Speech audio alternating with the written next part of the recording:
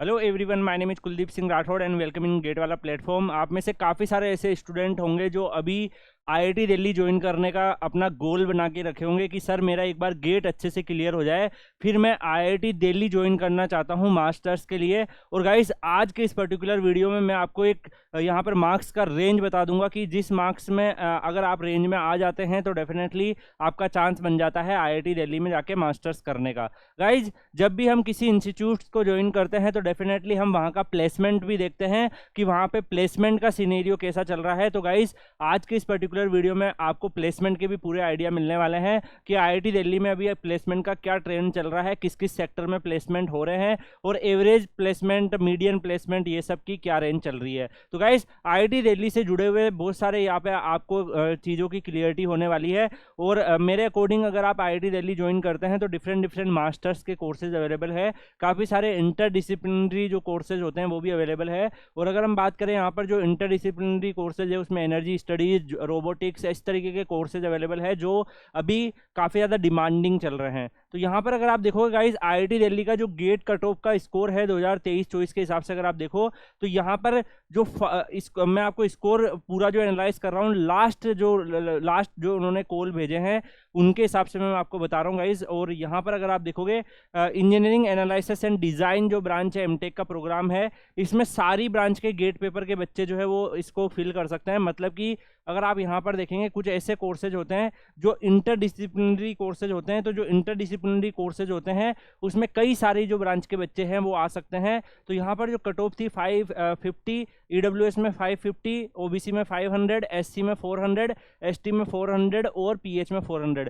यहाँ पर आपको एक चीज़ ध्यान रखनी है गाइज, कई बच्चों को लगता है कि sir IIT Delhi cut off तो बहुत ज़्यादा हाई जाती है, 800 के समथिंग आती है। तो गाइज, इनिशियल जो कोप के राउंड होते हैं उसमें कट ऑफ जो है वो हाई जाती है, बट इनकेस मान लो कि कोप राउंड जो है वो पूरे हो चुके हैं और अब उसी दौरान कोई पीएसयू भी आ गया है, तो कुछ बच्चों ने क्या करा, आईआईटी दिल्ली को ड्रॉप करके वो पीएसयू में सेलेक्ट हो गए, तो वहाँ चले गए। अब क्या होगा, जो सीट खाली हो गई है उन सीट को आईआईटी दिल्ली क्या करेगा, स्पोर्ट राउंड में फिल करने की कोशिश करेगा। और स्पोर्ट राउंड में वो ऐसा मेंशन कर देता है कि जिन बच्चों के 600 से प्लस गेट स्कोर है वो सब वहां पर आप लोग आ जाइए, आपको आईआईटी दिल्ली के कैंपस में जाना पड़ेगा। उसके बाद वहां पर वो डॉक्यूमेंट वेरिफिकेशन और जो भी उनका प्रोसेस है वो करेंगे।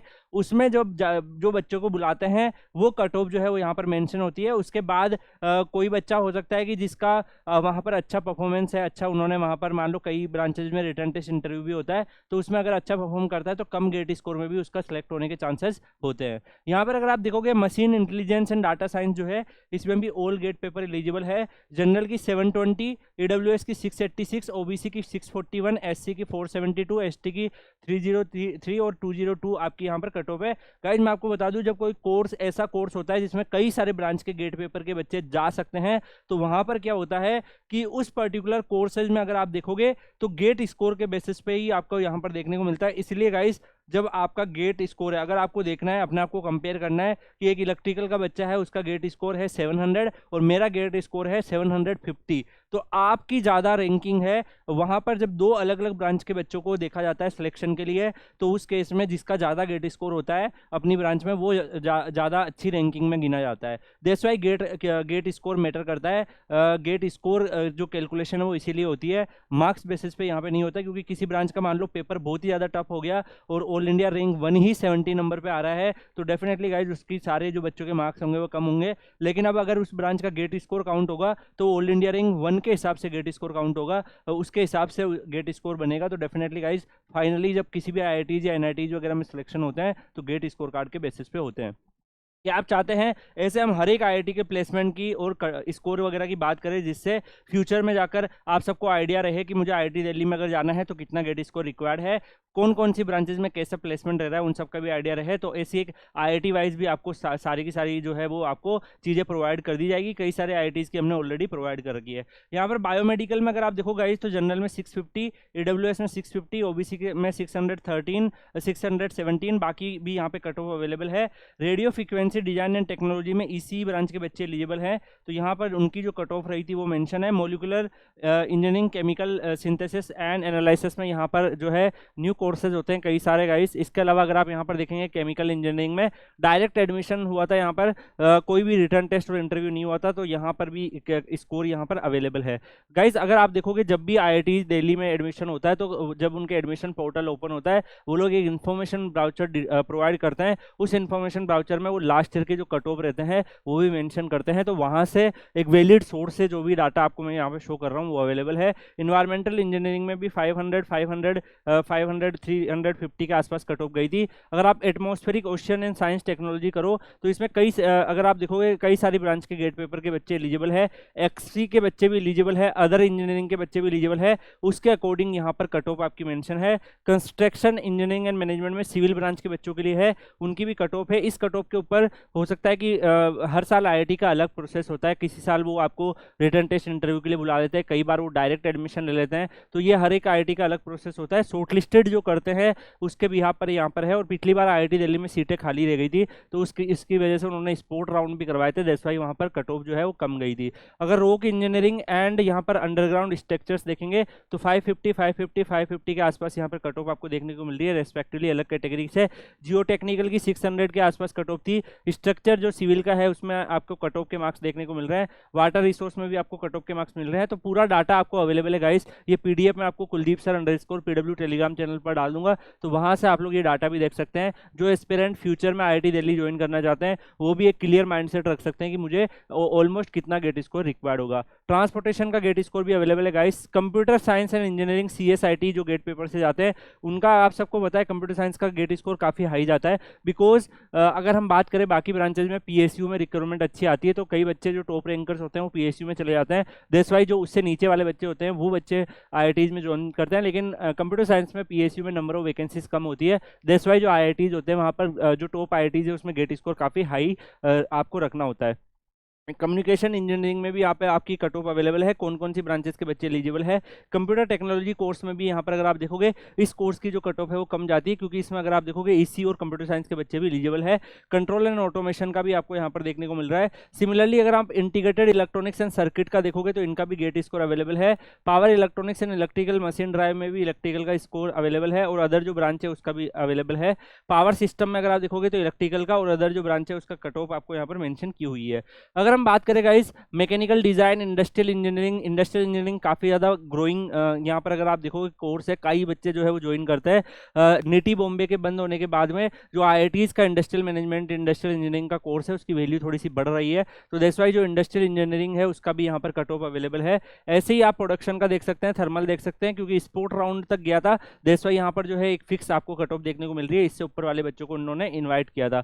मटेरियल साइंस, अप्लाइड ऑप्टिक्स और सॉलिड स्टेट का भी आपको देखने को मिल रहा है। तो इन सारे कोर्सेज के कट ऑफ के डाटा अवेलेबल है गाइस, तो रेस्पेक्टिवली जो भी आपकी ब्रांच है उसके हिसाब से आप अपने कट ऑफ के मार्क्स यहाँ पर ऑब्जर्व कर सकते हैं। टेक्सटाइल इंजीनियरिंग में भी यहाँ पर अगर आप देखोगे BTech कर रखा है, 400 से आपका यहाँ पर एलिजिबिलिटी दे रखता है। इसके अलावा आप यहाँ पर एनर्जी देख सकते हैं, energy and environment technology and management, तो यहाँ पे इसके जो कोर्सेज है ये भी आपको कई सारे ब्रांच के बच्चे जाते हैं। ESN का जो कोर्स है ये भी कंटिन्यूस है। यहाँ पर अगर आप देखोगे JES का जो कोर्स है IIT दिल्ली का वो इस साल से क्लोज कर दिया गया, लेकिन ESN का जो कोर्स है IIT दिल्ली का वो भी कंटिन्यूसली चल रहा है। ये भी कोर्स अच्छा है गाइस, वर्कलोड कम होता है और अभी काफी ज्यादा प्लेसमेंट भी सही हो रहे हैं। एक बच्चे का इवन 40 लाख तक भी प्लेसमेंट गया है, तो डेफिनेटली आपके पास अच्छा चांस है। इंस्ट्रूमेंटेशन टेक्नोलॉजी जो है ये भी आपके पास एक कोर्स अवेलेबल है। सिमिलरली आप यहाँ पर देखेंगे polymer science, opto electronics and telecom technology, ये भी कई ब्रांचेस के बच्चे इसमें जाते हैं, तो उनका भी गेट स्कोर यहाँ पर मेंशन किए हुए हैं। गाइस आप में से कई बच्चे ऐसे होंगे जो VLSI को टारगेट कर रहे होंगे, इलेक्ट्रिक मोबिलिटी को टारगेट, रोबोटिक्स ये नया कोर्स आया आप सबको पता है, तो IIT दिल्ली में रोबोटिक्स की स्टार्ट हुई है MTech की, तो इसमें भी कई सारी ब्रांच के बच्चे जा सकते हैं। ग्रोइंग आपका ब्रांच है तो डेफिनेटली ये भी आप चूज कर सकते हो। तो गाइस यहाँ पर आपको कई सारे जो है वो IITs की कट ऑफ, आपको IIT दिल्ली की कट ऑफ मिल गई होगी डिफरेंट ब्रांचेस की। तो अगर आप फ्यूचर गेट एस्पिरेंट हो तो आपको टारगेट करना है, इससे ज़्यादा आपका गेट स्कोर आना चाहिए, तो फुल डेडिकेशन के साथ आपको पढ़ाई करनी है। और ये गाइस यहाँ पर मैं आपको टारगेट करूंगा जितना भी गेट स्कोर अवेलेबल है आप ट्राई करना, इससे 100 और 150 ज़्यादा ही आपका गेट स्कोर आए। अगर आप प्लेसमेंट वाइज बात करो गाइस, तो जो मेन एरिया ऑफ प्लेसमेंट होते हैं आईआईटी दिल्ली में, कंसल्टिंग सर्विसेज में 11, एनालिटिक्स में 9%, टीचिंग एंड रिसर्च में 1%, मैनेजमेंट में 9%, इंफॉर्मेशन टेक्नोलॉजी में 22, फाइनेंस में 6% और कोर टेक्निकल जो होता है उसमें 42% प्लेसमेंट होते हैं। तो ये डिफरेंट डिफरेंट एरिया है, एज पर योर इंटरेस्ट। देखो कई सारे जो आपके पास यहाँ पर प्लेसमेंट कंपनी आती है, तो हो सकता है वो फाइनेंस से रिलेटेड है, तो आपकी ब्रांच को वहाँ पे वो अलाउ कर दे। तो ऐसा होता है कि देखो डिफरेंट डिफरेंट जो कंपनीज आती है वो कौन कौन सी ब्रांचेस के बच्चों को लेंगे, तो वो इनिशियल फेज में ही जो फर्स्ट राउंड होता है वो आपसे एक फॉर्म फिल करवाते हैं, उसमें वो उन्हीं ब्रांचेस को अलाउड करते हैं जो आईआईटी दिल्ली का जैसे ओसीएस होता है, वो उन बच्चों को मेल भेज देते हैं कि आप लोग इसमें एलिजिबल हो, आप उसमें फॉर्म को फिल कर देते हैं। फिर उनका राउंड 1 जैसे होता है कि अगर मान लो कोई सॉफ्टवेयर कंपनी है तो कोडिंग टेस्ट हो गया, वरना एप्टीट्यूड का टेस्ट हो गया, जो भी स्किल सेट चाहिए उसका टेस्ट वगैरह हो जाता है, मशीन लर्निंग, डाटा साइंस, ये सब चीज़ों का। उसके बाद अगर हम देखें आईआईटी दिल्ली में फेज 1 के प्लेसमेंट अगर आप 2023-24 के हिसाब से देखेंगे तो टोटल 105 ऑफर आए थे, 50+ इंटरनेशनल ऑफर थे, और टॉप रिक्रूटिंग सेक्टर जो था वो कोर वाला था, तो कोर में अच्छे प्लेसमेंट हुए हैं। अगर आप टॉप रिक्रूटर्स देखेंगे तो Microsoft, Goldman such and Texas instrument, तो ये गोल्डमैन सच है इस बार जो सिविल सर्विसेज के जो ऑल इंडिया रैंक 1 है वो भी इसी में वर्क करते थे, काफ़ी अच्छा पैकेज देता है। तो माइक्रोसॉफ्ट, गोल्डमैन सच, टेक्सास इंस्ट्रूमेंट, ये सारी जो कंपनीज है वो यहाँ पर आती है। कोर में अगर आप देखोगे प्लेसमेंट डिस्ट्रीब्यूशन 2024 के हिसाब से तो 42% था, सबसे ज़्यादा टेक्निकल फील्ड में ही हुआ। कई बच्चों को लगता है सर कोर में तो प्लेसमेंट कम हो रहा है, देखो यहाँ पर आपको कोर फील्ड में प्लेसमेंट देखने को मिल रहा है। ऐसा नहीं है कि केवल कोडिंग से ही प्लेसमेंट हो रहा है, और भी आईआईटीज में बहुत सारे बच्चे एयर इंडिया में ज्वाइन कर रहे हैं। अभी मैंने कल ही एक बच्चे से डिस्कशन किया था, तो 2021 बच्चे जो है वो ऑलरेडी सेटल्ड है महिंद्रा वगैरह में। 2022 के बच्चे जो है उनसे भी मैंने डिस्कस किया था, उसमें से कई सारे बच्चे ऐसे हैं जो 2022 में पोस्ट ग्रेड गाइडेंस या फिर कहीं कुछ ना कुछ उन्होंने फॉलो कर रखा है, वो बच्चे भी मैसेज भेजे थे कि सर एयर इंडिया में सिलेक्शन हो गया है, उसमें सिलेक्शन हो गया है। तो पैकेजेस कई बच्चों के लग रहे हैं। आईटी में 22%, कंसल्टिंग में 11%, मैनेजमेंट में 9%, एनालिटिक्स में 9%, फाइनेंस में 6% और टीचिंग रिसर्च में आपका 1% के आसपास प्लेसमेंट रहेगा। यहाँ पर देख कोर्स वाइज आपका मीडियन सैलरी ट्रेंड जो रहेगा उसमें यूजी का आपका 4 ईयर बीटेक के लिए और मीडियन पैकेज जो था गाइज वो 15.50 के आसपास यूजी का रहता है। इस हिसाब से आप यहाँ पर एमटेक का भी देख सकते हो, एमटेक का जो मीडियन होता है वो 11 एलपी के आसपास रहता है। 2021 में 15 एलपी के आसपास था, अभी ये देखो आप कंटिन्यूसली यहाँ से यहाँ इंप्रूवमेंट है और यहाँ पे 12.50 के आसपास गया है। तो आपका ऑलमोस्ट अगर आप मीडियन मानो तो हर साल ये मीडियन आपको देखने को मिलेगा। 2023 के हिसाब से भी अगर आप देखोगे तो 13-14 एलपी के आसपास आपको देखने को मिलेगा। इसके बाद अगर हम मेजर रिक्रूटर्स देखें गाइस तो आपको काफ़ी बड़े बड़े यहाँ पर एमएनसीज और यहाँ पर कंपनीज देखने को मिल रही है। तो कई कंपनीज यहाँ पर आती है जो प्लेसमेंट लेके जाती है। तो बोइंग हो गया, इंडियन ऑयल हो गया, देखो जब इंडियन ऑयल वगैरह गेट से भी लेते हैं और बाद में आपके आईआईटीज वगैरह में भी आके लेते हैं, हीरो, बजाज, महिंद्रा में भी अप्लाइड मैकेनिक्स के कई बच्चों का प्लेसमेंट हुआ है। एलएनटी सिविल के लिए काफ़ी अच्छा पैकेज दे जाती है। तो ऐसे बहुत सारी अलग अलग ब्रांचेस के हिसाब से यहाँ पर आपको देखने को मिल रहा है जहाँ पे इनके प्लेसमेंट हो रहे हैं।